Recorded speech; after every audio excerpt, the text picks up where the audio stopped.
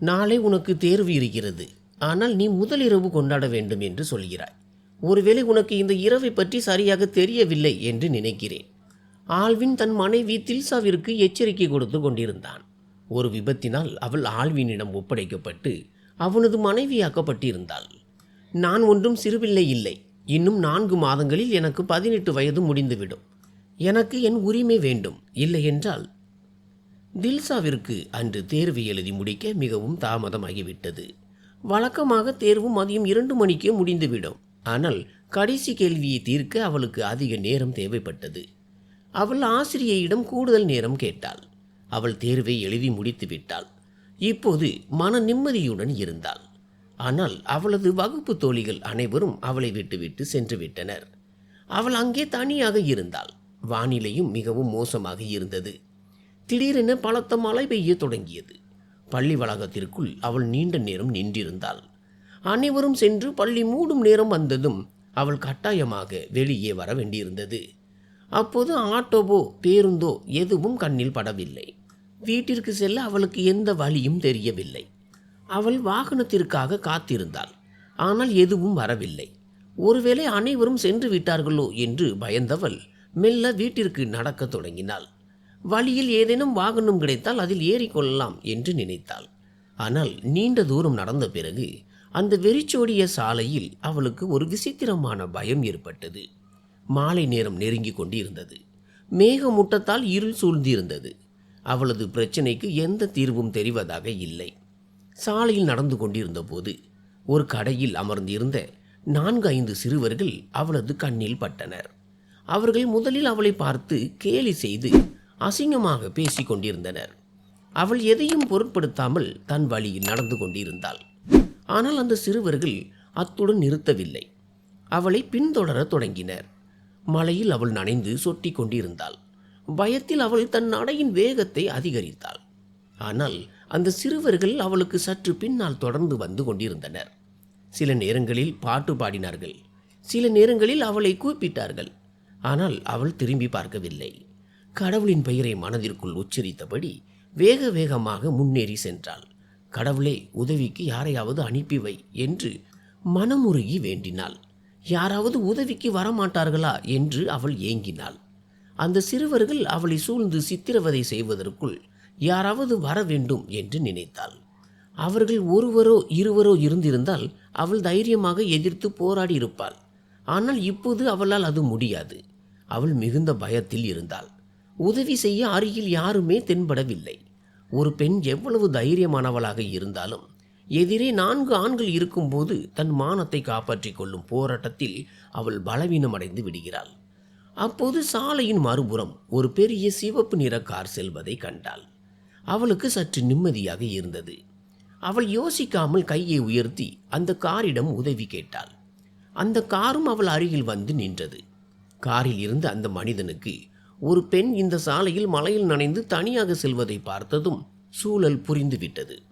அவள் காரின் கதவை திறந்து உள்ளே அமர்வதற்குள் அந்த சிறுவர்கள் அவள் அருகில் வந்து விட்டனர். அவள் பயந்த கண்களுடன் அவர்களை பார்த்தாள். அப்போது காரின் கதவு திறந்தது. ஆல்வின் வெளியே வந்தான்.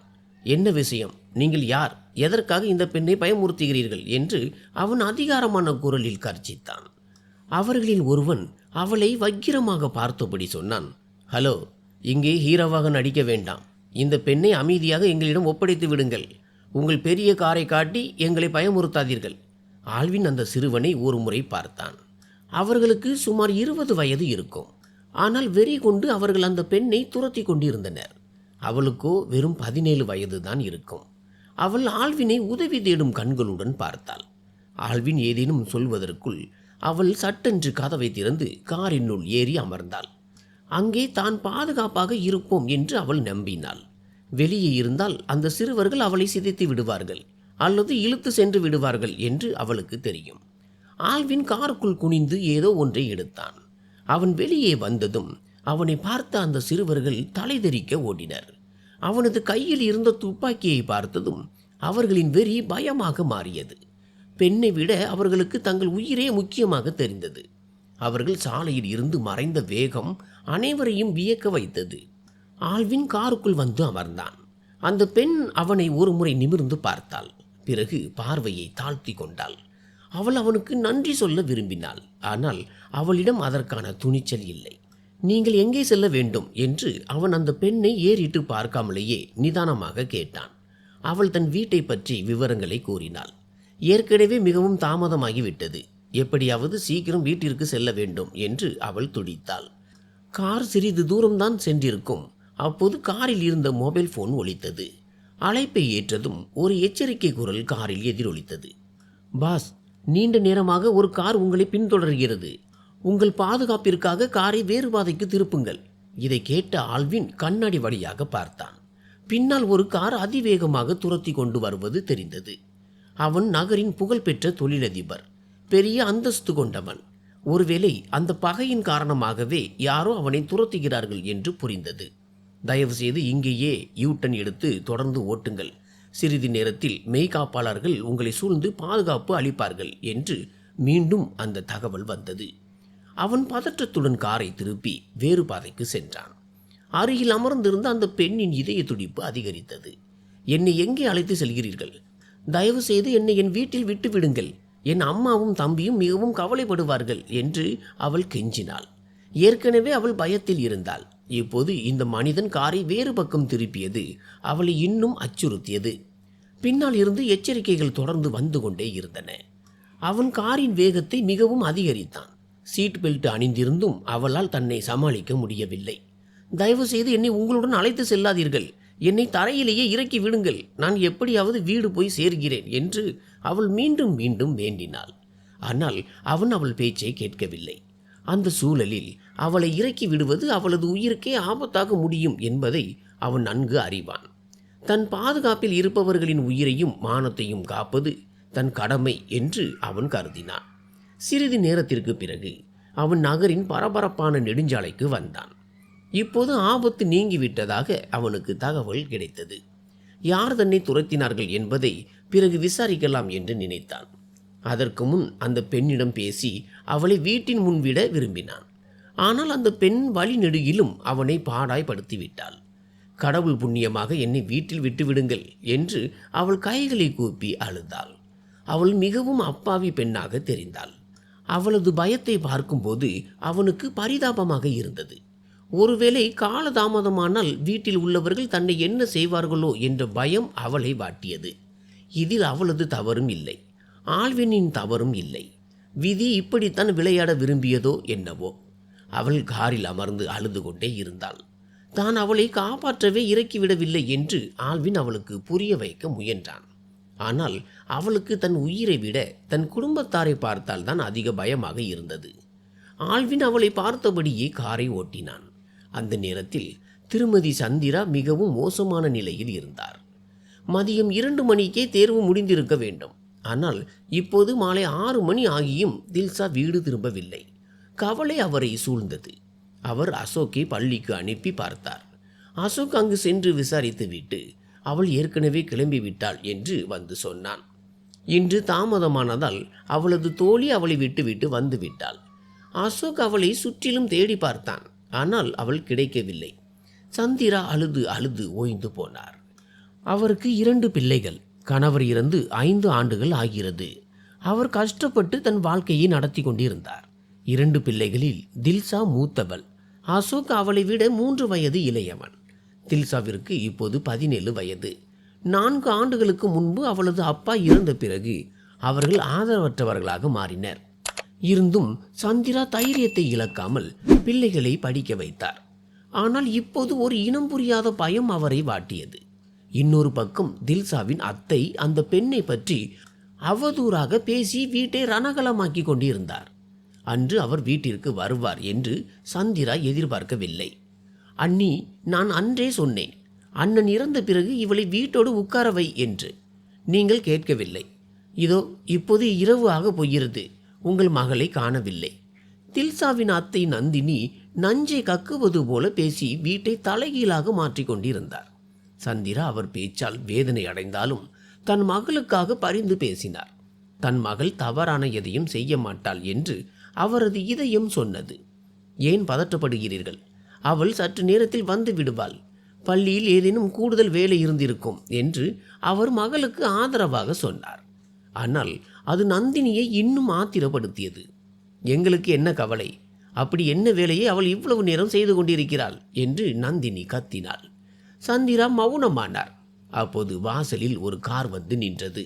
நந்தினி அவசரமாக எழுந்தாள். தன் தோழியின் மகன் ரவி வந்துவிட்டான் என்று அவள் நினைத்தாள். ரவி ஒரு ஜோதிடருடன் திருமண தேதியை முடிவு செய்ய அவர்கள் வீட்டிற்கு அன்று வருவதாக இருந்தது. தில்ஷாவின் கடைசி தேர்வுக்கு முந்தைய நாள் அது. எனவே அவளது திருமணத்தை முடிக்க அவர்கள் விரும்பினர். நந்தினி தன் தோழியின் மகன் ரவிக்கு தில்ஷாவை நிச்சயம் செய்திருந்தாள். ரவியின் தாய் இறந்துவிட்ட நிலையில் ரவியின் தந்தையுடன் நந்தினிக்கு தொடர்பு இருந்தது. ரவிக்கும் தில்ஷாவிற்கும் சிறு வயதிலேயே திருமணம் செய்து வைக்கப்பட்டிருந்தது. ஒருவேளை அந்த பிள்ளைகளுக்கு அது நினைவிருக்காது. இப்போது அவளது புகுந்த வீட்டிற்கு அனுப்பும் நேரத்தை அவர்கள் முடிவு செய்ய வந்தனர். சந்திராவால் எதையும் தடுக்க முடியவில்லை. அவர் மௌனமாக வேடிக்கை பார்த்தார். வாசலில் எட்டி பார்த்த சந்திரா அதிர்ச்சியில் உறைந்து போனார். ஒரு பெரிய BMW காரில் இருந்து ஒரு மனிதன் இறங்கினான். பிறகு அவன் மறுபக்க கதவை திறக்க அதிலிருந்து தில்ஷா வெளியே வந்தாள். அதை அவர்கள் பார்த்த அந்த நொடியில் அவள் ஒப்பாரி வைக்க தொடங்கினாள். அந்த மனிதன் ஆல்வின் அங்கே நிற்பதை கூட அவள் பொருட்படுத்தவில்லை. இதோ பாருங்கள் அண்ணி, உங்கள் மகள் மீது உங்களுக்கு மிகுந்த நம்பிக்கை இருப்பதாக இவ்வளவு நேரம் சொல்லிக் கொண்டிருந்தீர்களே, இப்போது பாருங்கள் அவள் செய்த காரியத்தை. மகளே, குறைந்தபட்சம் உன் தாயின் நம்பிக்கையாவது காப்பாற்றி இருக்கலாம் என்று நந்தினி கத்தினாள். தில்ஷாவை பார்த்த ரவியின் முகம் மாறியது. அதே சமயம் அவர்களின் பேச்சை கேட்டு ஆல்வினும் திகைத்து போனான். ஆல்வின் அங்கிருந்த அனைவரையும் ஆச்சரியத்துடன் பார்த்தான். அவன் வீட்டின் கதவு எண் மற்றும் அங்கிருந்தவர்களை ஒருமுறை பார்த்துவிட்டு திரும்பினான். அவர்களின் குடும்ப பிரச்சனையில் தலையிட அவன் விரும்பவில்லை. அப்போது நந்தினி அத்தை முன்னே வந்து தில்ஷாவின் கையை பிடித்து இழுத்து கொண்டு வீட்டிற்குள் சென்றார். சிறிது நேரம் அங்கேயே பார்த்து கொண்டிருந்த ஆல்வின் பிறகு காரை திருப்பிக் கொண்டு சென்றான். எங்கே இருந்தாய்? இவ்வளவு நேரமாக உனக்காக காத்திருக்கிறேன் தெரியுமா என்று சந்திரா துடிப்புடன் கேட்டார். அம்மா, பள்ளியை விட்டு வெளியே வர தாமதமாகிவிட்டது. வருவதற்கு ஆட்டோவோ பஸ்ஸோ கிடைக்கவில்லை. மழையும் காற்றும் அதிகமாக இருந்ததால் இந்த சிக்கல் ஏற்பட்டது. பிறகு நான் அவரிடம் உதவி கேட்டேன். அவர்தான் என்னை இங்கே விட்டு சென்றார் என்று தில்ஷா தன் தாயிடம் உண்மையை சொன்னாள். நந்தினி உடனே அவளை நோக்கி வந்தாள். யாரடி அந்த சார்? அந்த ஆளுடன் ஊர் சுற்றிவிட்டு எங்களை ஏமாற்ற பார்க்கிறாயா? நந்தினி கண்களை உருட்டி ஆக்ரோஷமாக பேசி கொண்டிருந்தாள். அவள் தில்ஷாவை மிகவும் அசிங்கமாக பேசினாள். நீ ஊர் சுற்றிவிட்டு வந்து எங்களிடம் கதை விடுகிறாய். உன் பேச்சை இந்த சந்திரா வேண்டுமானால் நம்பலாம், நாங்கள் நம்ப மாட்டோம். எங்களுக்கு உலகம் தெரியும். அவ்வளவு பெரிய பணக்காரன் எந்த ஒரு எதிர்பார்ப்பும் இல்லாமல் ஒரு பெண்ணிற்கு இப்படி உதவ மாட்டான் என்று நந்தினி சொன்னாள். இதை கேட்ட தில்ஷாவால் இனி தன்னை கட்டுப்படுத்த முடியவில்லை. அவள் வெடித்து அழுதாள். அத்தை, இதோடு நிறுத்துங்கள். நான் உங்களை போன்றவள் கிடையாது. உங்களை பற்றி எனக்கு எல்லாம் தெரியும். நான் சிறியவள் என்பதால் மரியாதையாக இருக்கிறேன். ரவியின் தந்தையுடன் உங்களுக்கு என்ன தொடர்பு இருக்கிறது என்பது எனக்கு தெரியும். ஊரே உங்களை சுட்டி காட்டி பேசுகிறது. நாங்கள் பலவீனமாக இருப்பதால் உங்களை எதுவும் கேட்கவில்லை. அதற்காக என் மீது நீங்கள் பழி சுமத்தினால் நான் கேட்டுக்கொண்டிருக்க மாட்டேன். நீங்கள் இங்கிருந்து போகலாம் என்று தில்ஷா கத்தினாள். ரவி இதையெல்லாம் அமைதியாக பார்த்து கொண்டிருந்தான். அவன் தில்ஷாவிடம் எதுவும் சொல்லவில்லை. தில்ஷா கோபமாக உள்ளே சென்றாள். அப்போது மீண்டும் நந்தினியின் குரல் கேட்டது. அண்ணி, நீங்கள் என்ன சொன்னாலும் ரவி என் தோழியின் ஒரே மகன். தில்ஷா அவன் மனைவி. ரவி ஏமாந்து விடக்கூடாது. வேண்டுமானால் இவளுக்கு பரிசோதனை செய்ய வேண்டும் என்று நான் சொல்வேன். என் அண்ணன் மகளாக இருந்தாலும் இன்றைய காலத்து பெண்களை என்னால் நம்ப முடியாது என்று நந்தினி சொன்னாள். இதை கேட்ட தில்ஷாவின் ரத்தம் கொதித்தது. அவள் சட்டென்று திரும்பி வந்து உறவு முறை பாராமல் அத்தையின் முன்னே போய் நின்றாள். உங்களுக்கு கல்லூரி பெண்கள் மீது இவ்வளவு சந்தேகம் இருந்தால் உங்கள் மகளை ஏன் கல்லூரியில் சேர்த்தீர்கள்? அவளுக்கும் திருமணம் செய்யும் போது இப்படித்தான் பரிசோதனை செய்வீர்களா? தில்ஷாவின் பொறுமை எல்லை மீறி இருந்தது. ஆத்திரத்தில் அவள் கத்தி அவர்களுக்கு பதிலடி கொடுத்தாள். இதை பார்த்த சந்திரா அதிர்ச்சியில் தன் இதயத்தை பிடித்து கொண்டார். தில்ஷா ஏன் இந்த பிரச்சனையை பெரிதாக்குகிறாள் என்று அவர் அஞ்சினார். அவர்கள் தில்ஷாவின் வருங்கால புகுந்த வீட்டினர் மற்றும் சொந்த அத்தை என்பதை அவர் மறக்கவில்லை. வாவ், உனக்கு இப்போதே இவ்வளவு வாய் பேச தெரிகிறதா? உன் சிறகுகள் முளைத்து விட்டன போல. அண்ணி, உங்கள் மகள் தன் உண்மையான நிறத்தை காட்டிவிட்டது நல்லதுதான் என்று நந்தினி ஏளனமாக சொன்னாள். அவர்கள் பேசிக் கொண்டிருக்கும் போதே ரவி அறைக்குள் நுழைந்தான். தில்ஷா அவனை திரும்பி பார்த்தாள். அவள் ரவியை விரும்ப தொடங்கியிருந்தாள். அதை தனக்குள் ஒப்புக்கொண்டாள். தில்ஷா ஏற்கனவே ரவியின் மனைவிதான். ரவி இந்த வாக்குவாதத்தில் ஒரு வார்த்தை கூட பேசவில்லை. அவன் அமைதியாக தன் அத்தையையும் தில்ஷாவையும் பார்த்து கொண்டிருந்தான். ரவியின் முன்னிலையிலேயே இந்த சண்டை நடந்தாலும் நந்தினி அவனிடம் தன் தரப்பு நியாயத்தை சொல்ல தொடங்கினாள். தில்ஷா ரவியின் கண்களை தைரியமாக பார்த்தபடி நின்றாள். கடவுளே, இன்று ரவி எனக்கு ஆதரவாக பேச மாட்டாரா? என் நடத்தையில் எந்த தவறும் இல்லை என்று உலகுக்கு சொல்ல மாட்டாரா என்று அவள் மனதிற்குள் வேண்டினாள். ஆனால் ரவியின் வாயிலிருந்து வந்த வார்த்தைகளை கேட்டு அவள் உறைந்து போனாள். அவளது நம்பிக்கை சுக்கு நூறாக உடைந்தது. அத்தை, நீங்கள் சொல்வது போல தில்ஷாவிடம் ஏதேனும் தவறு இருந்தால் நான் அவளை ஒருபோதும் ஏற்றுக்கொள்ள மாட்டேன் என்றான் ரவி. ரவியின் பேச்சை கேட்ட தில்ஷாவின் இதயம் ஒரு கணம் நின்று துடித்தது. இவ்வளவு மோசமான ஒரு முடிவை அவள் எதிர்பார்க்கவில்லை. என் அக்காவிடம் நீங்கள் எப்படி இப்படி பேசலாம்? ரவியத்தான், நீங்களும் என் அக்காவை நம்பவில்லையா என்று அசோக் முன்னே வந்து தன் அக்காவிற்காக பேசினான். இதை கேட்ட நந்தினி இன்னும் ஆத்திரமடைந்தாள். பாருங்கள், இந்த சிறுவன் கூட இப்போது எங்களுக்கு பதில் பேசுகிறான். ரவி, உன் மாமனார் வீட்டில் உனக்கு இவ்வளவுதான் மரியாதையா? இன்று என் அண்ணன் உயிரோடு இருந்திருந்தால் உங்கள் அனைவரின் வாயையும் அடைத்திருப்பார் என்று நந்தினி கத்தினாள். தன் அண்ணன் பிள்ளைகள் மீது இவ்வளவு கீழ்த்தரமான பழியை சுமத்த அவருக்கு வெட்கமாக இல்லை. தன் அண்ணன் இறந்த பிறகு ஒருமுறை கூட அவரை நினைக்காத நந்தினி இன்று தன் சுயநலத்திற்காக அவரை பற்றி பேசினாள். தில்ஷா இனி ஒரு வார்த்தை கூட கேட்க தயாராக இல்லை. போதும், நிறுத்துங்கள் அத்தை. அனாதையான உங்கள் அண்ணன் பிள்ளைகளுக்கு நீங்கள் ஒரு உதவியும் செய்யவில்லை. எங்கள் விஷயத்தில் தலையிட உங்களுக்கு எந்த உரிமையும் இல்லை. எங்கள் வாழ்க்கையை நாங்கள் எப்படியோ வாழ்ந்து கொள்வோம். சந்திரா தன் மகளை கண்களால் எச்சரித்து கொண்டிருந்தார்.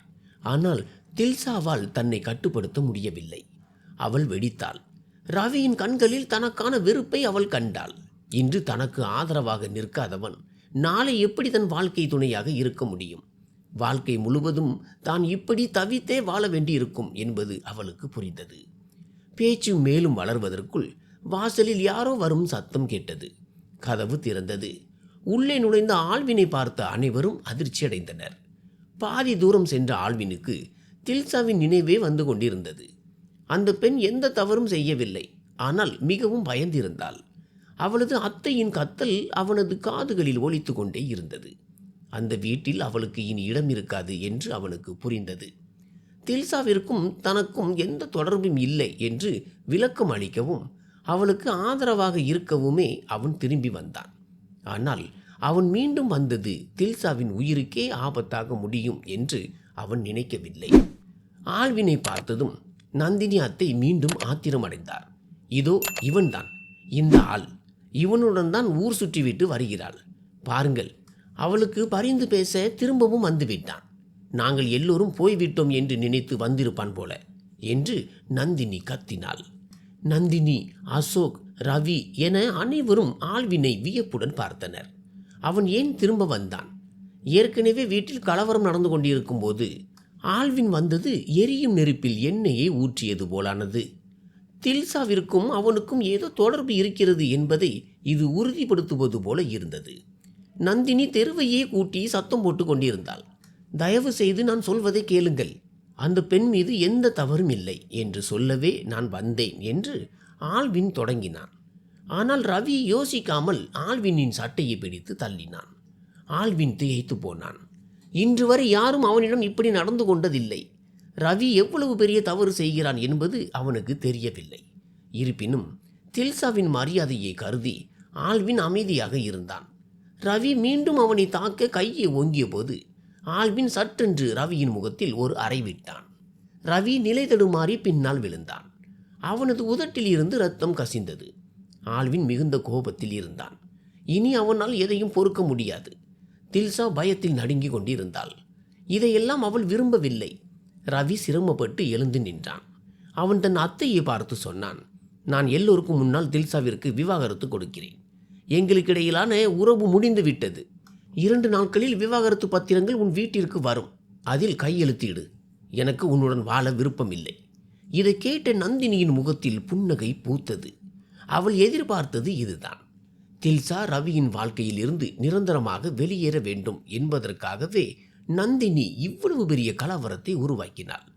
சந்திரா அதிர்ச்சியில் வாயடைத்து அப்படியே அமர்ந்து விட்டார். தில்சா அங்கேயே நின்றபடி ஆல்வினை முறைத்து பார்த்து கொண்டிருந்தாள். ரவியை அவள் தன் கணவனாக ஏற்றுக்கொண்டிருந்ததால் அவனது வார்த்தைகள் அவளை மிகவும் காயப்படுத்தின. இதற்கு எல்லாம் ஆல்வின் தான் காரணம் என்று அவள் நினைத்தாள்.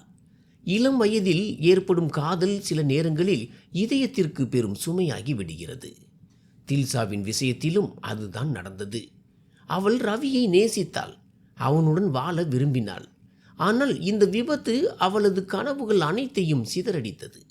ரவி இப்படி செய்வான் என்று அவள் எதிர்பார்க்கவில்லை. ரவியும் நந்தினியும் அங்கிருந்து வெளியேறினர். ஆல்வின் இன்னும் அங்கே நின்றபடி நடந்த பிரச்சனைகளை புரிந்து கொள்ள முயன்று கொண்டிருந்தான்.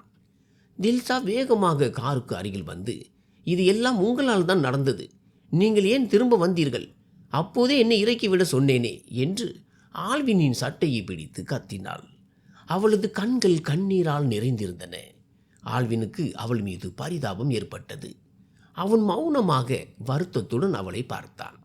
தன் அக்காவின் நிலையை பார்த்து அசோக் மிகுந்த வேதனை அடைந்தான். ஆனால் அவன் சிறுவன் என்பதால் அவனால் எதுவும் செய்ய முடியவில்லை. தான் பெரியவனாக இருந்திருக்கலாமே அல்லது தந்தை உயிரோடு இருந்திருக்கலாமே என்று அவன் ஏங்கினான். ஆல்வின் வருத்தத்துடன் பேசத் தொடங்கினான். அம்மா, என் மீது நம்பிக்கை வையுங்கள். இதில் அவள் மீது எந்த தவறும் இல்லை. ரவுடிகளிடமிருந்து அவளை காப்பாற்றவே நான் காரில் அழைத்து வந்தேன். அவளது மானத்தை காக்கவே நான் உதவினேன். ஆனால் வழியில் எனக்கு வேறு ஒரு சிக்கல் ஏற்பட்டது. என் பின்னால் என் எதிரிகள் சிலர் என்னை தாக்க துரத்தி கொண்டு வந்தார்கள். அவர்களிடமிருந்து தப்பிக்கவே நான் காரை வேறு பாதைக்கு திருப்பினேன். அதனால்தான் தாமதமாகிவிட்டது. என்னை மன்னித்து விடுங்கள். இவ்வளவு பெரிய பிரச்சனை வெடிக்கும் என்று எனக்கு தெரியாது. ஆல்வின் சந்திராவிடம் விளக்கம் அளித்து கொண்டிருந்தான். சந்திராவுக்கு தன் மகள் மீது முழு நம்பிக்கை இருந்தது. அவள் ஒருபோதும் தவறான காரியம் செய்ய மாட்டாள் என்பது அவருக்கு தெரியும். தன் மகள் ரவியை விரும்புகிறாள் என்பதும் அவருக்கு தெரிந்திருந்தது. பரவாயில்லை மகனே, ஒருவேளை இது எங்கள் தலையெழுத்தாக இருக்கலாம் என்று சந்திரா சோகமாக கூறினார். அவர் முற்றிலும் தோற்று போனது போல உணர்ந்தார். இனி இந்த ஊரில் தில்சாவை பற்றி யாரும் நல்ல விதமாக பேச மாட்டார்கள் என்பதும், அவளுக்கு இனி வேறு வரன் வராது என்பதும் அவருக்கு புரிந்தது. ரவி விவாகரத்து மிரட்டல் விடுத்து சென்றதும் அவரை வாட்டியது. அப்போது திடீரென ஆல்வின் சொன்னான், நான் இப்போதே தில்சாவை திருமணம் செய்து கொள்ள விரும்புகிறேன். நீங்கள் ஒரு புரோகிதரை அலையுங்கள். ஆல்வின் என்ன நினைத்து அப்படி சொன்னான் என்று தெரியவில்லை. சந்திரா அவனை ஆச்சரியத்துடன் பார்த்தார். அவரிடம் இப்போது வேறு வழியும் இல்லை. ஒருவேளை தில்சா இதற்கு சம்மதிக்காமல் இருந்திருக்கலாம். ஆனால் இப்போது அவளிடமும் வேறு வழி இல்லை. அவள் மறுத்திருந்தால் அவளது முழு வாழ்க்கையும் சீரழிந்து போயிருக்கும். தில்சாவும் அவனை வியப்புடன் பார்த்தாள். இவ்வளவு படித்த, வசதி படைத்த ஒரு மனிதன் ஏன் தன் வாழ்க்கையை அவளுக்காக தியாகம் செய்கிறான்? அவனது அந்தஸ்தை பற்றி அவளுக்கு தெரிந்திருந்தது. ஆனால் அவளோ எந்த பின்னணியும் இல்லாத ஒரு சாதாரண பெண். ஆதரவற்ற ஒரு தாயும் ஒரு தம்பியும் மட்டுமே அவளுக்கு இருந்தனர். ஆனால் தன் தாயின் கண்களில் ஒரு நம்பிக்கை கீற்றை கண்டதும் அவள் மௌனமானாள். விதி அவளை எந்த பாதையில் அழைத்து சென்றாலும் அதில் நடக்க அவள் தயாராகிவிட்டாள். ரவி என்ற மனிதன் மீது அவளுக்கு கடுமையான வெறுப்பு உண்டானது. தன் மீது துளியும் நம்பிக்கை வைக்காமல் அனைவர் முன்னிலையிலும் தன்னை அவமானப்படுத்திவிட்டு சென்ற அவனுக்காக அழுது ஏன் தன் வாழ்க்கையை வீணாக்க வேண்டும் என்று நினைத்தாள். சிறிது நேரத்தில் ஊர் புரோகிதர் வரவழைக்கப்பட்டார். சந்திரா மற்றும் அசோக்கின் முன்னிலையில் தில்சாவிற்கு ஆல்வினின் பெயரால் தாலி கட்டப்பட்டது. சந்திரா தன் மகளை கன்னிகாதானம் செய்து ஆல்வினிடம் ஒப்படைத்தார். அவர்களுக்கு திருமணம் முடிந்தது. ஆனால் இன்று புகுந்த வீடு போக நல்ல நாள் அல்ல. அதனால் நாளை அவளை அழைத்து செல்லுங்கள். இன்று இரவு தில்சா இங்கேயே இருக்கட்டும் என்று புரோகிதர் கூறினார். அந்த வீட்டில் தில்சாவிற்கு அதுதான் கடைசி இரவு. சந்திரா இப்போது நிம்மதியடைந்திருந்தார். ஆல்வினின் வார்த்தைகள் அவருக்கு நம்பிக்கையை தந்தன. கடவுளே, எவ்வளவு நல்ல மனிதன்! என் மகளை எப்போதும் மகிழ்ச்சியாக வைத்திருப்பான் என்று வேண்டிக் கொண்டார். மனிதநேயத்திற்காக தன் வாழ்க்கையையே பந்தயமாக்கி ஒரு ஆதரவற்ற பெண்ணை திருமணம் செய்து கொண்ட அந்த மனிதன் அவளை எப்படி பாதியில் விட்டு செல்வான்? அவர்கள் இப்போது ஆல்வினை முழுமையாக நம்பினர். அசோக்கும் மிகவும் மகிழ்ச்சியாக இருந்தான். தனக்கு இப்படி ஒரு அழகான அத்தான் வேண்டும் என்று அவன் ஆசைப்பட்டான். அசோக் தன் அக்காவை விட 5 வயது இளையவன். தில்சாவிற்கு சிறு வயதிலேயே திருமணம் நடந்திருந்தது. அந்த உறவுகள் பெயருக்காக மட்டுமே இருந்தன. அவர்கள் தங்கள் சுயநலத்திற்காக உறவை வைத்து கொண்டனர். பிறகு விருப்பம் போல முறித்து கொண்டனர். அப்பா இறந்த பிறகு மற்ற உறவினர்கள் அனைவரும் அவர்களை கைவிட்டு விட்டனர். ஆல்வின் தில்சாவை திருமணம் செய்து கொண்டான். இனி தன் பிரச்சனைகளை அவனே தீர்க்க வேண்டும். அவன் வீட்டிற்கு வந்தான். எதனால் இவ்வளவு அவசரமாக இந்த முடிவை எடுத்தோம் என்று அவனுக்கே புரியவில்லை. இந்த முடிவு தன் வாழ்க்கையில் என்ன மாற்றங்களை கொண்டு வரும் என்பதும் அவனுக்கு தெரியும். அவன் அருகிலுள்ள நகரத்தில் தான் வசித்து வந்தான். அங்கே அவன் தனியாகத்தான் இருந்தான். ஆனால் மாதத்திற்கு ஒரு முறை இந்த கிராமத்திற்கு வந்து செல்வான். இங்கே அவனுக்கு ஒரு பெரிய பங்களா இருந்தது. நகரத்தில் அவன் தன் சொந்த உழைப்பால் தொழிலை வளர்த்து பெரிய இடத்திற்கு வந்திருந்தான். 30 வயதான ஆல்வின் வாழ்க்கையை பற்றிய தெளிவான புரிதல் கொண்டவன். இப்போது அவன் தில்சாவை திருமணம் செய்து கொண்டான். அடுத்த நாள் புரோகிதர் சொன்னபடி அதிகாலையிலேயே எழுந்து சில அவசியமான பொருட்களை வாங்கினான். இதில் அவன் யாரையும் ஈடுபடுத்தவில்லை. இப்போதைக்கு தன் திருமணத்தை பற்றி யாருக்கும் சொல்ல அவன் விரும்பவில்லை. அவனது ஒரே நோக்கம் அந்த குடும்பத்திற்கு உதவுவதும் தில்சாவிற்கு ஒரு கௌரவமான வாழ்க்கையை தருவதும் மட்டுமே. அவன் நேராக தில்சாவின் வீட்டை நோக்கி காரை திருப்பினான். அவன் வீட்டு வாசலில் நின்று அழைப்பு மணியை அழுத்தினான். அவர்கள் அவனுக்காகவே காத்திருந்தது போல தெரிந்தது. அசோக் கதவை திறந்தான். ஆல்வினை பார்த்ததும் அவன் முகம் மலர்ந்தது. ஒருவேளை அவன் தங்களை ஏமாற்றிவிட்டு சென்றிருப்பானோ என்ற சந்தேகம் அவர்களுக்குள் இருந்தது. ஆனால் அவன் இப்போது அவர்கள் முன் நின்றான். தில்சா முற்றிலும் மௌனமாக இருந்தாள். காரணமே இல்லாமல் தன் மகிழ்ச்சியை தொலைத்துவிட்டு தனக்கு துன்பத்தை தந்த உறவுகளுக்காக துக்கம் அனுசரிக்கும் பெண் அவள் அல்ல. வாழ்க்கையில் மகிழ்ச்சியை தராத உறவுகளை பற்றி அவள் கவலைப்படவில்லை. ஆல்வின் அங்கிருந்தவர்களிடம் பேசிக் கொண்டிருந்தான். அப்போது வாசலில் யாரோ வரும் சத்தம் கேட்டது. அவர்கள் தெருவில் உள்ள அக்கம் பக்கத்தினர். அவர்களை பார்த்ததும் அனைவரும் அதிர்ச்சியில் உறைந்தனர். இவர்கள் ஏன் இங்கே வந்தார்கள் என எண்ணினர். ஆல்வின் தான் வாங்கி வந்த துணிகளை சந்திராவிடம் கொடுத்து தில்சாவை சீக்கிரம் தயாராக சொன்னான். மஞ்சள் நிற சேலையில் தில்சா பேரழகியாக தெரிந்தாள். சந்திரா அவளுக்கு லேசாக மேக்கப் செய்து விட்டார். ஒவ்வொரு பெண்ணிற்கும் தன் திருமண நாளில் அழகாக தயாராகி கணவன் வீட்டிற்கு செல்ல வேண்டும் என்ற ஆசை இருக்கும். தன் மகளின் கனவுகள் அனைத்தும் நிறைவேறாவிட்டாலும் அவளது வாழ்வில் ஒரு சிறு வண்ணத்தையாவது சேர்க்க வேண்டும் என்று சந்திரா முயன்றார். அந்த மேக்கப்பில் தில்சா மிகவும் அப்பாவியாக தெரிந்தாள். இப்போது அவளிடம் எந்த உணர்ச்சியும் இல்லை. ரவியுடன் ஒரு அழகான வாழ்க்கையை அவள் கனவு கண்டிருந்தது உண்மைதான். ரவியும் அந்த கனவுகளில் அவளுக்கு துணையாக இருந்தான். ரவி அவ்வப்போது அவளை கண்டித்தாலும் அவள் தன் எதிர்காலத்தை பற்றி நினைத்து வெட்கப்படுவாள். அவள் கண்ணாடி முன் நின்று டிசு தாளை எடுத்து தன் இதழ்களில் இருந்த லிப்ஸ்டிக்கை துடைத்து லேசாக்கினாள். இதை பார்த்த சந்திரா கோபமாக பார்த்தார். இருக்கட்டும் அம்மா, மகிழ்ச்சியின் நிறங்கள் எனக்கு பிடிக்கவில்லை என்று அவள் சொன்னபோது சந்திரா வருத்தமடைந்தார். அவரது கண்கள் கலங்கின. தன் அப்பாவுக்கு செல்ல மகளாக வளர்ந்தவள் இன்று இப்படி ஒரு இக்கட்டான நிலையில் நிற்கிறாளே. அவளது அப்பா பார்த்து செய்த உறவு பாதியிலேயே கை கொடுக்காமல் விட்டு சென்றது. ஆனால் இப்போது எதுவும் அவர்கள் கையில் இல்லை. எல்லாம் கடவுளின் விருப்பப்படி நடந்தது. சந்திரா தில்சாவை கட்டிப்பிடித்து கொண்டு சொன்னார், என் அன்பு மகளே, வாழ்க்கையின் வெற்று பக்கங்களில் நாமே தான் கோடுகளை வரைந்து வண்ணங்களை நிரப்ப வேண்டும். வாழ்க்கை எல்லோருக்கும் அவர்கள் நினைத்தபடி அமைவதில்லை. குறைகளை நாமே தான் சரி செய்ய வேண்டும். அவன் ஒரு நல்ல மனிதன். கடவுள் அவனை உன் தலையெழுத்தில் எழுதியிருக்கிறார். வாழ்க்கையில் அவனிடம் ஏதேனும் தவறுகள் நடந்தாலும் அந்த மனிதனின் நல்ல குணத்தை எப்போதும் நினைவில் வைத்துக்கொள். ஒட்டுமொத்த ஊர் முன்னிலையிலும் அவன் உனக்கு தன் பெயரை தந்து உன் மானத்தை காப்பாற்றியிருக்கிறான். அவன் உனக்கு ஒரு ஆதரவாக மாறிவிட்டான். இனி உன்னை எங்கும் தலைகுனிய விடமாட்டான். மகளே, கணவன் வீடே உனது உண்மையான வீடு என்பதை மறந்து விடாதே. எந்த பெண் இதை தன் மனதில் ஆழமாக பதிய வைத்துக் கொள்கிறாளோ அவளை விட்டு வெற்றி ஒருபோதும் விலகாது. தில்சா இன்று வரை தன் அம்மாவின் பேச்சை தட்டியதில்லை. அவள் தலையசைத்து தன் அம்மாவின் நெற்றியில் முத்தமிட்டாள். தான் இன்று தனிமையாகிவிட்டதை அவள் உணர்ந்தாள். சந்திரா வெளியே தைரியமாக காட்டிக்கொண்டாலும் உள்ளுக்குள் அவர் உடைந்து போயிருப்பார் என்பது அவளுக்கு தெரியும். ஆனால் ஒரு நாள் தன் இதயத்தின் ஒரு பகுதியை தூர அனுப்ப வேண்டிய கட்டாயம் எல்லா பெற்றோருக்கும் வரும். சந்திரா தன் கைகளால் உணவு சமைத்தார். நிச்சயம் சாப்பிட்டுட்டு தான் செல்ல வேண்டும் என்று ஆல்வினை வற்புறுத்தி தங்க வைத்தார். அவர்களின் அன்பிற்கு முன்னால் ஆல்வின் பணிந்து விட்டான். மதிய உணவை அனைவரும் சேர்ந்து சாப்பிட்டனர். சந்திரா மிக சுவையாக சமைத்திருந்தார். அந்த உணவை சுவைத்த ஆல்வின் மிகவும் மகிழ்ச்சி அடைந்தான்.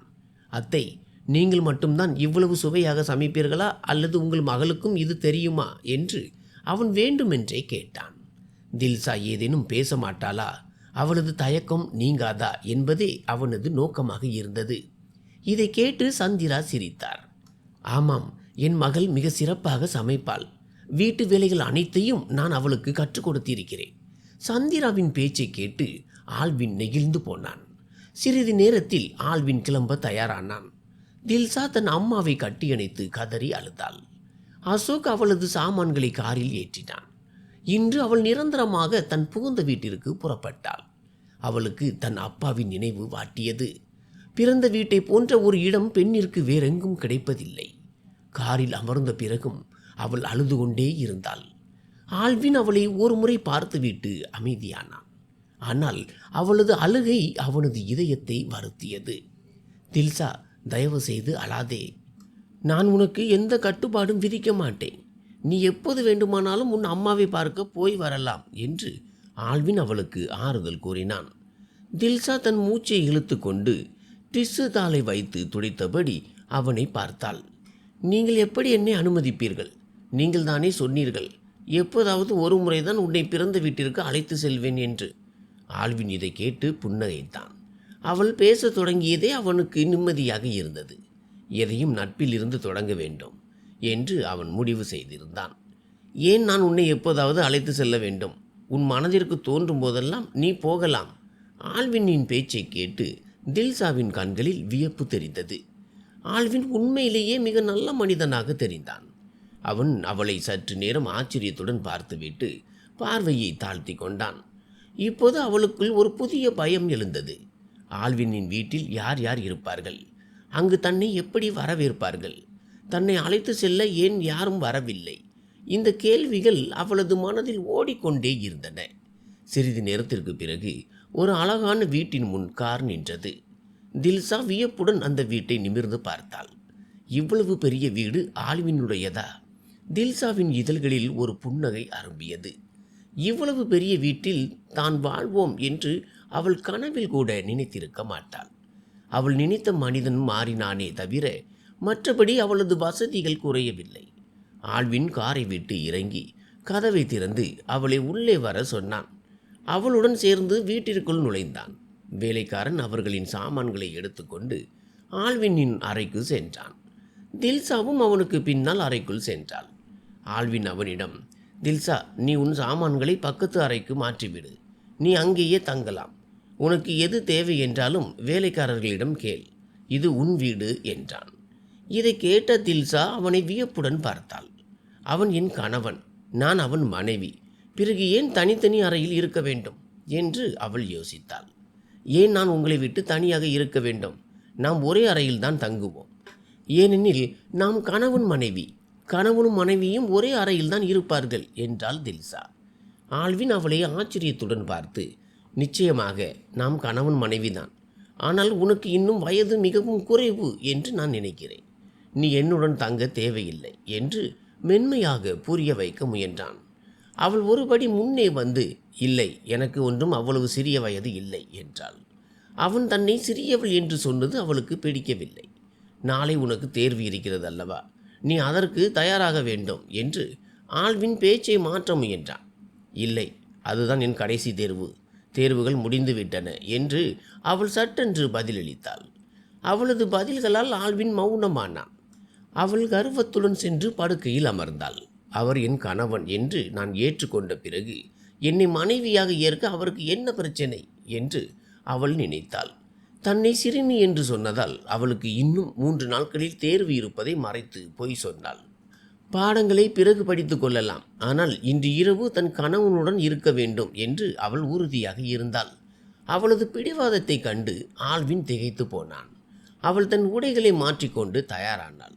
ஆல்வின் தான் திருமணம் செய்து கொண்ட இந்த பெண்ணிற்கு உண்மையிலேயே 18 வயது ஆகிவிட்டதா என்று அவன் யோசித்தான். ஆனால் இப்போதைக்கு அவளுடன் எந்தவித உறவையும் வைத்து கொள்ளக்கூடாது என்று அவன் உறுதியாக இருந்தான். ஆல்வின் சட்டென்று தன் பார்வையை திருப்பிக் கொண்டு அறையை விட்டு வெளியே வந்தான். வெளியே வந்த பிறகு அவனுக்குள் ஒரு விசித்திரமான பயம் ஏற்பட்டது. ஒருவேளை தான் அவசரப்பட்டு விட்டோமோ என்று அவன் நினைத்தான். அவன் சென்றதும் தில்சா தன் புத்தகங்களை எடுத்து படிக்கத் தொடங்கினாள். நீண்ட நேரம் படித்து முடித்த பிறகு தன் அம்மாவிடம் மொபைலில் பேசினாள். தான் மிகவும் மகிழ்ச்சியாக இருப்பதாக அம்மாவுக்கு ஆறுதல் கூறினாள். இதை கேட்டு சந்திரா புன்னகைத்தார். தில்சாவிற்கு திருமணம் ஆகிவிட்ட செய்தி அந்த ஊர் முழுவதும் பரவியது. அவளது அத்தைக்கும் முதல் கணவன் ரவிக்கும் இந்த விஷயம் தெரிய வந்தது. ரவி இப்போது அமைதியாக இருக்கப் போவதில்லை. அவளை அவ்வளவு எளிதாக விட்டுவிட அவன் விரும்பவில்லை. அவன் தன் அறையில் அமர்ந்து தில்சா மீது வெறுப்பை வளர்த்து கொண்டிருந்தான். அன்று இரவு தில்சா அந்த வீடு முழுவதையும் சுற்றி பார்த்தாள். அந்த வீட்டில் அவளுக்கு அது முதல் இரவு. பிரிந்த வாட்டம் அவளது இதயத்தை வருத்தியது. அந்த நேரத்தில் ஆல்வின் படிப்பு அறையில் இருந்தான். சிறிது நேரத்தில் உணவு தயாரானது. உணவு மேஜைக்கு அவள் வந்தாள். அன்று முழுவதும் அவள் சரியாக சாப்பிடவில்லை. மதிய உணவையும் அம்மாவின் நினைவால் சில கவலங்களே உண்டிருந்தாள். இப்போது அவளுக்கு பசி அதிகமாக இருந்தது. ஆல்வினும் அறைக்கு வெளியே வந்தான். அவள் தயக்கமின்றி வயிறு நிறைய சாப்பிட வேண்டும் என்பதற்காக அவன் அவளை திருட்டுத்தனமாக பார்த்தான். அவள் சாப்பிடும் முறையை அவன் விமர்சிக்க விரும்பவில்லை. ஒருவேளை அவள் வெட்கப்பட்டு பாதியிலேயே எழுந்து விடுவாளோ என்று அஞ்சினான். அவள் ஆல்வினை அவ்வப்போது பார்த்தபடியே உண்டாள். அவளை தொந்தரவு செய்ய விரும்பாமல் ஆல்வின் சாப்பிட்டு முடித்ததும் தன் அறைக்கு சென்றான். அவன் சென்ற பிறகு தில்சா மேஜையில் இருந்த உணவுகளை ஒரு கை பார்த்தாள். வயிறு நிறைய சாப்பிட்டு விட்டு தன் அறைக்கு வந்தாள். இன்று அம்மா மற்றும் தம்பியின் துணை இல்லாமல் அவளுக்கு உறக்கம் வருமா என்பது சந்தேகமே. ஆல்வின் லேப்டாப்பில் வேலை செய்து கொண்டிருந்தான். தில்சா சோபாவில் அமர்ந்து புத்தகத்தை பார்த்து கொண்டிருந்தாள். ஆனால் அவளது கவனம் புத்தகத்தில் இல்லை. ஆல்வின் அவளை பார்த்தான். அவளது சோகம் அவனுக்கு புரிந்தது. அவள் தன் குடும்பத்தை நினைத்து ஏங்குகிறாள் என்பதை அவன் உணர்ந்தான். ஆல்வின் லேப்டாப்பை ஒரு பக்கம் வைத்துவிட்டு அவளை தன் அருகில் அழைத்தான். அவள் தயக்கத்துடன் புத்தகத்தை கையில் எடுத்துக்கொண்டு படுக்கைக்கு அருகில் வந்தாள். அவன் அவளை தன் அருகில் அமர வைத்தான். நாளை உனக்கு தேர்வு இருக்கிறது அல்லவா என்று அவன் கேட்டபோது தில்சா இல்லை என்று தலையசைத்தாள். நாளை இல்லை, நாளை மறுநாள் தான் என் கடைசி தேர்வு. தான் அவனிடம் பொய் சொன்னதை நினைத்து அவள் உள்ளுக்குள் வெட்கப்பட்டாள். ஆனால் ஆல்வின் தன் முகத்தில் எந்த மாற்றத்தையும் காட்டிக்கொள்ளவில்லை. அவன் அவளை அருகில் அமர வைத்து அவளது புத்தகங்களை பார்க்க தொடங்கினான். அவள் சோகமாக இருக்கக்கூடாது என்பதற்காக அவளிடம் மென்மையாக பேசி அவளது கவனத்தை திசை திருப்பினான்.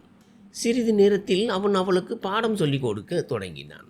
அவளோ முகம் சுளித்து அவனை பார்த்தாள். அவளது மனதில் இருந்த சோகம் நீங்கியது. அதைத்தான் அவன் விரும்பினான். போதும், நான் எல்லாவற்றையும் படித்து விட்டேன், இனி என்னால் படிக்க முடியாது என்று அவள் மெல்லிய குரலில் முணுமுணுத்தாள். அப்போது அவன் சற்று அதிகாரமான குரலில், தேர்வில் உனக்கு எந்த சிக்கலும் வரக்கூடாது, அதனால் எல்லாவற்றையும் தெளிவாக படித்துவிட்டு தான் உறங்க வேண்டும் என்றான். இதை கேட்ட தில்சா அழுகை வரும் நிலைக்கு சென்றாள். வானத்தில் இருந்து விழுந்து பனைமரத்தில் சிக்கியது போல இருந்தது அவளது நிலை. அவளுக்கு படிப்பு என்றாலே ஓட்டம் பிடிப்பாள். ஆனால் இப்போது அவளோ படிப்பில் மிகவும் தீவிரமாக இருக்கும் ஒருவனிடம் வந்து சிக்கி கொண்டாள். போதும், எனக்கு எல்லாம் நினைவிருக்கிறது, எனக்கு பிரச்சனை இல்லை என்று கூறினாள். சிறிது நேரமும் கழித்து அவள் புத்தகத்தை வைத்துவிட்டு படுக்கையில் படுத்து கொண்டாள். ஒரு புறமாக திரும்பி படுத்து உறங்க முயன்றாள். ஆல்வின் அவளை பார்த்தபடியே அவளை பற்றி யோசித்து கொண்டிருந்தான். அவளது அப்பாவிதனத்திற்கு அவன் கால அவகாசம் கொடுக்க விரும்பினான். ஆனால் அந்த பெண் அவனுக்கு ஒரு சோதனையாக மாறிக்கொண்டிருந்தாள். சிறிது நேரத்தில் அவளது ஆழ்ந்த சுவாச காற்று அறையில் கேட்டது. அவள் உறங்கிவிட்டாள் என்பதை அவன் உணர்ந்தான். விளக்குகளை அணைத்துவிட்டு ஆல்வினும் உறங்க சென்றான். காலை 10 மணிக்கு தில்சா பதற்றத்துடன் எழுந்தாள். தில்சா பதற்றத்துடன் எழுந்த வேகத்தில் ஆல்வினுக்கும் விழிப்பு வந்தது. சிறிது நேரத்தில் இருவரும் தயாராகி வெளியே வந்தனர். உணவு மேஜையில் அமர்ந்து காலை உணவை முடித்த ஆல்வின் கிளம்ப தயாரானான்.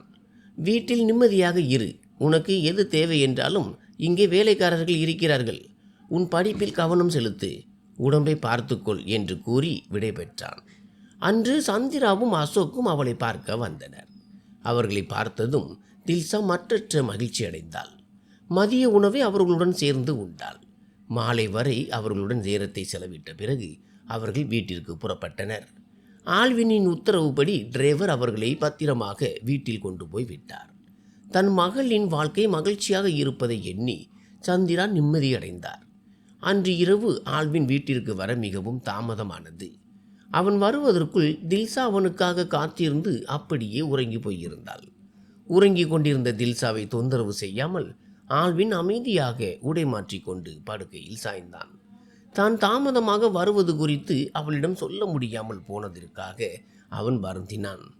அடுத்த நாள் அவளுக்கு தேர்வு இருந்ததால் ஆல்வின் அன்று முழுவதும் வீட்டிலேயே இருக்க முடிவு செய்தான். அவனே அவளை தேர்விற்கு அழைத்து சென்றான்.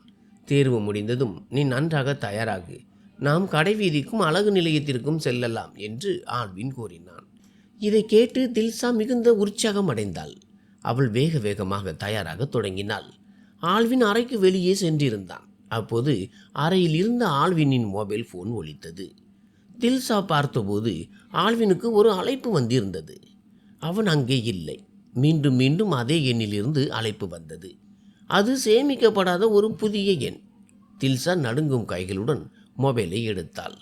ஆல்வின் கோபித்துக் கொள்வாரோ என்ற பயம் இருந்தாலும் ஏதேனும் அவசர வேலையாக இருக்கலாம் என்று எண்ணி அழைப்பை ஏற்றாள். காதில் வைத்து அடித்த நொடி அங்கே கேட்ட செய்தி அவளை இடி போல தாக்கியது. அவள் அப்படியே உறைந்து நின்றாள். மறுமுனையில் ஹலோ ஹலோ என்ற சத்தம் கேட்டுக்கொண்டே இருந்தது. ஆனால் அவளிடம் பேசுவதற்கு வார்த்தைகள் இல்லை. அவள் மொபைலை படுக்கையில் வீசி எறிந்தாள். கண்கள் கண்ணீரால் நிறைந்தன. உடல் நடுங்கத் தொடங்கியது. அவள் அப்படியே அமர்ந்து விட்டாள். அப்போது உள்ளே வந்த ஆல்வின் அவளது நிலையை பார்த்து அதிர்ச்சி அடைந்தான். நீ இன்னும் தயாராகவில்லையா என்று கேட்டான். அவள் விரித்த பார்வையுடன் ஆல்வினை பார்த்துவிட்டு மொபைலை அவனிடம் நீட்டினாள். வாழ்த்துக்கள் ஆல்வின், கடவுள் உங்களுக்கு ஒரு பெண் குழந்தையை கொடுத்திருக்கிறார் என்றாள். இதை கேட்ட ஆல்வின் திகைத்து போனான். அவன் மொபைலை தேடி பார்த்தபோது அது அவனது அம்மாவிடமிருந்து வந்த அழைப்பு என்பது புரிந்தது. அவன் உடனே அந்த நம்பருக்கு திரும்ப அழைத்து கொண்டே வெளியே சென்றான். தில்சாவோ உயிரற்றவள் போல வாசலை பார்த்தபடி நின்றாள். இந்த மனிதன் தன்னை ஏமாற்றி விட்டான் என்று அவள் நினைத்தாள். அவருக்கு ஏற்கனவே திருமணமாகிவிட்டது என்ற உண்மை அவளை சிதைத்தது.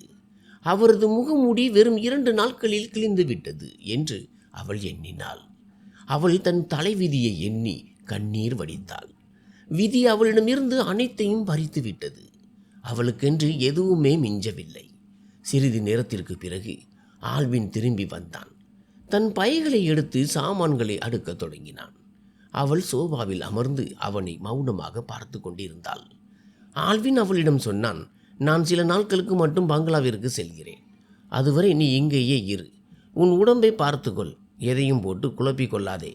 நான் திரும்பி வந்ததும் உனக்கு எல்லாவற்றையும் விளக்குகிறேன். இதை கேட்ட தில்சா ஆத்திரமடைந்தாள். உங்கள் விளக்கத்தை கேட்க வேண்டிய அவசியம் எனக்கு இல்லை. நீங்கள் எனக்கு துரோகம் செய்து விட்டீர்கள். உங்கள் அந்தஸ்தோ பணமோ எனக்கு தேவையில்லை என்று கத்தியபடி அவள் அறையை விட்டு வெளியேறினாள். ஆல்வின் வருத்தத்துடன் அவளை பார்த்தான். ஆனால் அவனால் அப்போது அங்கே தங்கி அவளுக்கு ஆறுதல் சொல்ல முடியாத சூழல் இருந்தது. அவன் கிளம்பும்போது வேலைக்காரர்களிடம் தில்சாவை பத்திரமாக பார்த்து கொள்ளுமாறு கூறிவிட்டு சென்றான். தில்சா மீண்டும் அறைக்கு வந்து படுக்கையில் விழுந்து அழுதாள். அந்த மனிதன் தனக்கு துரோகம் செய்தது யாரிடம் சொல்வது? அவர் தந்த மகிழ்ச்சி இவ்வளவுதானா என்று அவள் துடித்தாள். அப்போது அவளது மொபைல் போன் ஒலித்தது. அழைப்பை ஏற்றபோது ரவியின் குரல் கேட்டது. அவளுக்கு கோபம் தலைக்கேறியது. என்னை தொடர்பு கொள்ள உங்களுக்கு எவ்வளவு தைரியம்? நான் இப்போது உங்கள் மனைவி இல்லை என்பது உங்களுக்கு தெரியாதா என்று கத்தினாள். தெரியும், நீ இப்போது என் மனைவி இல்லை என்பது தெரியும். உன்னை இழந்ததை நினைத்து நான் வருந்துகிறேன். உன்னை இழந்த பிறகுதான் உன்னை பற்றி எனக்கு புரிகிறது என்றான் ரவி. ரவியின் இந்த மென்மையான பேச்சை கேட்டு தில்சா திகைத்து போனாள். ரவி இதுவரை அவளிடம் இவ்வளவு இனிமையாக பேசியதில்லை. ஒருவேளை அவருக்கு தன் தவறு உண்மையிலேயே புரிந்துவிட்டதோ என்று அவள் நினைத்தாள். ஆனால் ரவி தனது இனிமையான வார்த்தைகளால் அவளை மீண்டும் தன் வலையில் வீழ்த்தி அவளது தற்போதைய வாழ்க்கையையும் அழிக்க திட்டமிடுவது அவளுக்கு தெரியவில்லை. இனிமேல் எனக்கு ஒருபோதும் ஃபோன் செய்யாதீர்கள் என்று தில்ஷா கத்தினாள். அவள் பிடிவாதமாக இருப்பதை கண்ட ரவி, நான் உன்னை என் சொந்தமாக நினைத்து பேசுகிறேன். உன்னை சிறு வயதிலிருந்தே எனக்கு தெரியும். நான் அத்தையின் பேச்சை கேட்டு தப்பு செய்து விட்டேன். என்னை உன் கணவனாக நினைக்க வேண்டாம். உன் சிறுவயது நண்பகனாக நினைத்து ஒரு முறை பேசு என்றான். நான் உன் அப்பாவின் விருப்பமானவன். நீ என்னிடம் எப்படி இவ்வளவு கோபமாக இருக்கலாம் என்று ரவி கேட்டான். தில்ஷா பதில் ஏதும் சொல்லாமல் அழைப்பை துண்டித்தாள். மொபைல் போன் மீண்டும் மீண்டும் ஒலித்து கொண்டே இருந்தது. தன் வாழ்க்கை மற்றும் விதியை எண்ணி அவள் மீண்டும் அழுதாள். அன்று மாலை தில்ஷா தன் அம்மா சந்திராவுக்கு அழைத்து நடந்த உண்மைகள் அனைத்தையும் சொல்லி அழுதாள். இதை கேட்ட சந்திரா மௌனமானார். அவரிடமும் இதற்கு பதில் இல்லை. ஆல்வின் வந்தால்தான் உண்மை தெரியும். ஆனால் தன் மகள் அழுவதை பார்த்து சந்திராவின் இதயம் துடித்தது. ஆல்வின் தில்ஷாவிடம் பேச எவ்வளவோ முயன்றான். ஆனால் தில்ஷா அவனிடம் பேசவில்லை. அடுத்த நாள் அவள் யாரிடமும் சொல்லாமல் தன் சாமான்களை எடுத்துக்கொண்டு சந்திராவிடம் வந்துவிட்டாள். அவளை பார்த்த சந்திரா அதிர்ச்சி அடைந்தார். மகளே, நீ இங்கே வந்திருக்க கூடாது என்றார். இதை கேட்டு தில்ஷா காதறி அழுதாள். அம்மா, நான் உங்களுக்கு சுமையாக இருக்கிறேனா? ஏன் இப்படி பேசுகிறீர்கள்? ஒவ்வொருவரும் எனக்கு துரோகம் செய்கிறார்கள். நான் யாரிடம் செல்வேன்? அப்பா தேர்ந்தெடுத்தவர் என்னை அவமானப்படுத்தினார். நீங்கள் எனக்காக தேர்ந்தெடுத்தவர் எனக்கு துரோகம் செய்து விட்டார். இனி நான் யாரையும் நம்ப போவதில்லை. நான் என் சொந்த காலில் நிற்பேன். எனக்கு யாருடைய உதவியும் தேவையில்லை. என்னை இங்கே வைத்திருக்க உங்களுக்கு விருப்பமில்லை என்றால் நான் இங்கிருந்தும் போய்விடுவேன். என் உலகத்தை நான் உருவாக்கிக் கொள்வேன் என்று தில்ஷா உடைந்து போய் பேசினாள். தில்ஷா தன் அம்மாவின் வீட்டில் ஒரு வாரம் கழித்தாள். அந்த ஒரு வாரத்தில் அவள் மிக குறைவாகவே சாப்பிட்டாள். ஆல்வினிடமிருந்து தொடர்ந்து அழைப்புகள் வந்தன. ஆனால் அவள் எதையும் ஏற்கவில்லை. இறுதியில் 10 நாட்களுக்கு பிறகு ஆல்வின் அங்கே வந்தான். ஆல்வின் சொன்ன அந்த உண்மை அவளை நிலைகுலைய வைத்தது. ஆல்வின் ஒரு உண்மையை விளக்கினான். அவனது பெரியப்பாவின் குடும்பத்தினர் புனித பயணம் சென்றபோது ஒரு கோர விபத்து நேர்ந்தது. அந்த விபத்தில் அவனது பெரியப்பாவின் குடும்பமே உயிரிழந்தது. ஆனால் அவனது அண்ணியின் மனைவி மட்டும் படுகாயங்களுடன் உயிர் பிழைத்தார். அவர் அப்போது கர்ப்பமாக இருந்தார். அவர் 8 மாதங்களாக மருத்துவமனையில் இருந்தார். அவர்தான் அந்த அழகான பெண் குழந்தையை பெற்றெடுத்தார். ஆல்வின் தன் அம்மாவிடம் தன் அண்ணிக்கும் அந்த குழந்தைக்கும் வாழ்நாள் முழுவதும் துணையாக இருப்பேன் என்று வாக்கு கொடுத்திருந்தான். குடும்பத்தினர் வற்புறுத்தியதால் அவன் தன் அண்ணியை திருமணம் செய்து கொள்ள வேண்டியிருந்தது. அந்த விபத்தில் அவனது அண்ணி ஊனமுற்றதால் அவருக்கு ஒரு ஆதரவு தேவைப்பட்டது. தன் சிதறிய குடும்பத்தை ஒன்று சேர்க்கவே அவன் அந்த திருமணத்தை செய்தான். அதே சமயம்தான் தில்ஷாவின் வாழ்க்கையிலும் அந்த விபத்து நடந்தது. அதற்கு தான் ஒரு காரணமாக இருந்ததால் ஆல்வின் தில்ஷாவை ஏற்றுக்கொண்டான். இப்போது நீ தரும் எந்த தண்டனையையும் ஏற்க நான் தயார். உன்னை என் குடும்பத்தினரிடம் அறிமுகப்படுத்தவும் தயாராக இருக்கிறேன் என்றான் ஆல்வின். அப்போது ஆல்வினின் அம்மாவும் அவனது அண்ணியும் அங்கே வந்து அனைவரையும் ஆச்சரியப்படுத்தினர். அவர்கள் இருவரும் தில்ஷாவை முழு மனதுடன் ஏற்றுக்கொண்டனர். ஆல்வினின் முதல் திருமணம் அவனது விருப்பப்படி நடக்கவில்லை என்பதையும், இரண்டாவது திருமணம் ஒரு விபத்தினால் நேர்ந்தது என்பதையும் அவர்கள் ஒப்புக்கொண்டனர். தில்ஷா அவனை மௌனமாக பார்த்தாள். அவன் ஒரு திறந்த புத்தகமாக அவள் முன் நின்றான். அவளால் அவனை நிராகரிக்கவும் முடியும் அல்லது ஏற்றுக்கொள்ளவும் முடியும். ஆனால் அவளால் ஒரு முடிவெடுக்க முடியவில்லை. சந்திரா அவளுக்கு புரிய வைத்து மீண்டும் அவளை புகுந்த வீட்டிற்கு அனுப்பி வைத்தார். வீட்டிற்கு சென்றதும் அவள் வேறு அறைக்கு செல்ல முயன்றாள். அப்போது ஆல்வின் அவளது கையை பிடித்து தன் பக்கம் இழுத்து அவளை தன் கைகளில் தூக்கி கொண்டான். உன்னுடைய இஷ்டப்படி என்னிடமிருந்து பிரிந்து செல்லும் உரிமை உனக்கு இல்லை என்று சொன்னேன் அல்லவா என்று ஆல்வின் அவளது காதருகே முணுமுணுத்தான். பங்களா முழுவதும் அலங்கரிக்கப்பட்டிருந்தது. ஆல்வின் மற்றும் தில்ஷாவின் முதலிரவு அறையும் மலர்களால் ஜோடிக்கப்பட்டது. மீண்டும் ஒரு முறை புரோகிதர் வரவழைக்கப்பட்டு அனைத்து சடங்குகளும் முறைப்படி நடந்தன. ஒட்டுமொத்த குடும்பமும் மகிழ்ச்சியில் திளைத்தது. தில்சாவிடம் இப்போது மறுப்பதற்கு எதுவுமே இல்லை. அன்று இரவு ஆல்வினும் தில்சாவும் 2 உடலும் ஒரு உயிருமாக இணைந்தனர். அவளது தயக்கங்கள் அனைத்தையும் களைந்து அவன் அவளை தன் அரவணைப்பில் ஏற்றுக்கொண்டான். ஆல்வின் அவளிடம் சொன்னான், தேர்வுக்கு முன்பே நீ இதையெல்லாம் தானே விரும்பினாய். அன்று உனது விருப்பத்தை நான் புரிந்து கொண்டேன். ஆனால் உனது படிப்பிற்காகவே அன்று என்னை கட்டுப்படுத்தி கொண்டேன். தனக்கு உண்மையான அன்பு காட்டும் ஒரு வாழ்க்கை துணை கிடைக்க வேண்டும் என்றே தில்சா விரும்பியிருந்தாள். அன்று இரவு அவர்கள் காதலில் மூழ்கி திளைத்தனர். ஆல்வின் தன் முதல் மனைவிக்கும் உரிய மரியாதையை அளித்தான். ஓராண்டிற்கு பிறகு தில்சா அந்த வம்சத்தின் வாரிசை பெற்றெடுத்தாள். ஆல்வின் அண்ணியின் மகளையும் அவள் தன் சொந்த மகளைப் போலவே நேசித்தாள். அந்த 2 குழந்தைகளுக்கு பிறகு தில்சா 3வது குழந்தையை பெற்றுக்கொள்ளவில்லை. ஆல்வின் அவளை அவ்வளவு நேசித்தான். சில நேரங்களில் தில்சா யோசிப்பாள், நான் இவ்வளவு அன்பிற்கு தகுதியானவளா என்று. இந்த கதையை பற்றிய கருத்தை கண்டிப்பாக கருத்து பெட்டியில் தெரியப்படுத்துங்கள். நன்றி.